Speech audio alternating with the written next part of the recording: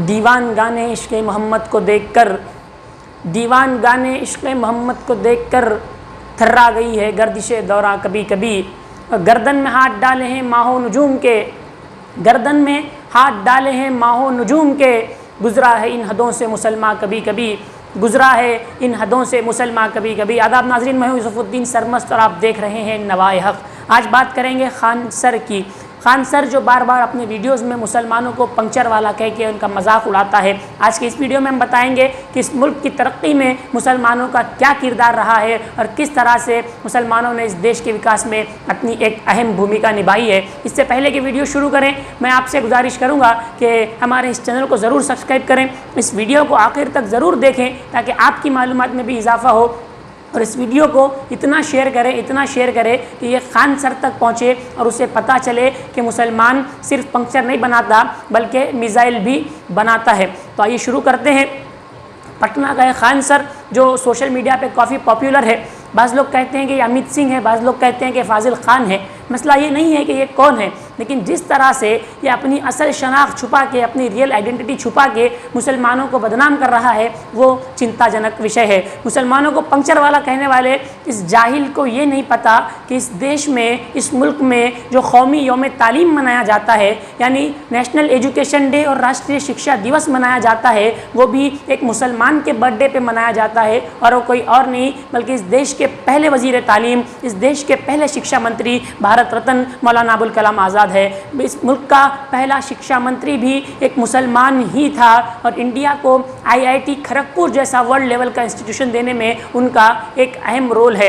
1965 की भारत पाकिस्तान जंग में पाकिस्तान के 9 टैंक तबाह करते हुए शहीद होने वाला, बहादुरी की अलामत समझा जाने वाला, इंडिया के सबसे बड़े मिलिट्री अवार्ड परमवीर चक्र का रिसिपिएंट हवलदार अब्दुल हमीद भी एक मुसलमान ही था। इंडिया की टॉप फार्मास्यूटिकल कंपनीज में से एक जो 100 से ज़्यादा देशों में अपना कारोबार चलाती है, उस सिप्ला का फाउंडर भी एक मुसलमान था जिसका नाम था ख्वाजा अब्दुल हमीद, और उनका बेटा जिनके नाम से कैम्ब्रिज यूनिवर्सिटी के डिपार्टमेंट ऑफ केमिस्ट्री को डेडिकेट किया गया, वो यूसुफ हमीद भी एक मुसलमान ही है।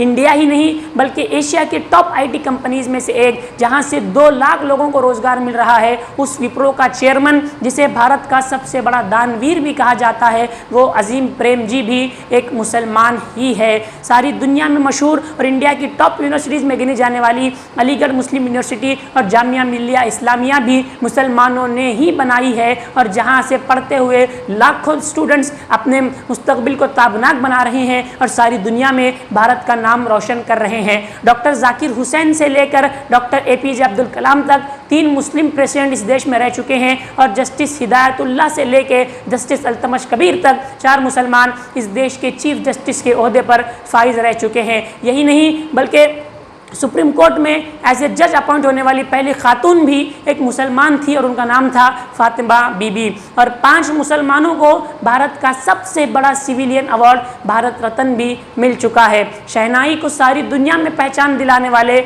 मशहूर शहनाई नवाज भारत रत्न उस्ताद बिस्मिल्लाह खान भी एक मुसलमान ही थे। सारी दुनिया में मशहूर तबला नवाज उस्ताद जाकिर हुसैन भी एक मुसलमान ही हैं। इंडिया का सबसे मशहूर पेंटर, इंडिया का सबसे महंगा पेंटर, जिसकी एक पेंटिंग 16 लाख अमेरिकी डॉलर में बिकी थी, इंडिया का पिकासो कहा जाने वाला मकबूल फ़िदा हुसैन यानी FM हुसैन भी एक मुसलमान ही है। अपनी सुरीली आवाज़ से बॉलीवुड पर राज करने वाला मोहम्मद रफ़ी भी एक मुसलमान ही था। इस देश को 2 ऑस्कर दिलाने वाला अल्लाह रखा रहमान यानी AR रहमान भी एक मुसलमान ही है। इंडिया की सबसे बड़ी रिटेल सैलून चेन चलाने वाला जावेद हबीब भी एक मुसलमान ही है।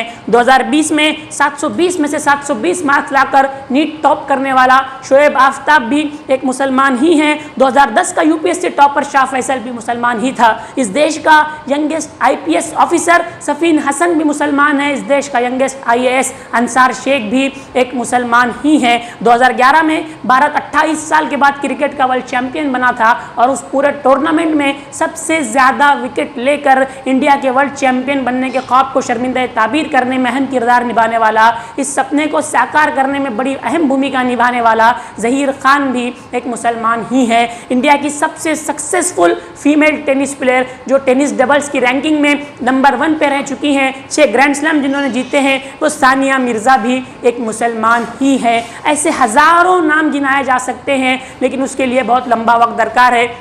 इतने से ही आपकी समझ में आया होगा कि किस तरह से हर फील्ड में मुसलमानों ने अपना किरदार अदा किया है, चाहे वो राजनीति हो, चाहे वो खेल हो, चाहे वो जंग का मैदान हो, चाहे वो आर्ट्स हो, चाहे वो साइंस एंड टेक्नोलॉजी हो। हर जगह मुसलमानों ने अपने योगदान से इस मुल्क का नाम रोशन किया है और उस मुल्क की तरक्की में अपना किरदार अदा किया है। खान सर जैसे लोग सिर्फ़ और सिर्फ मुसलमानों मशहूर होने के लिए मुसलमानों को बदनाम करते हैं। ये इस मुल्क की बदकिस्मती है कि यहाँ मुसलमानों को बदनाम करके जो है लोग मशहूर हो रहे हैं, लेकिन सच्चाई को सबके सामने लाना ये हमारी जिम्मेदारी है और हम सच्चाई को अवाम तक पहुंचाते रहेंगे। इस वीडियो को ज़्यादा से ज़्यादा शेयर करें ताकि ये और भी लोगों तक पहुंच सके। मिलते हैं अगले वीडियो में एक नए टॉपिक के साथ, एक नए उन्वान के साथ। तब तक के लिए खुदा हाफिज़।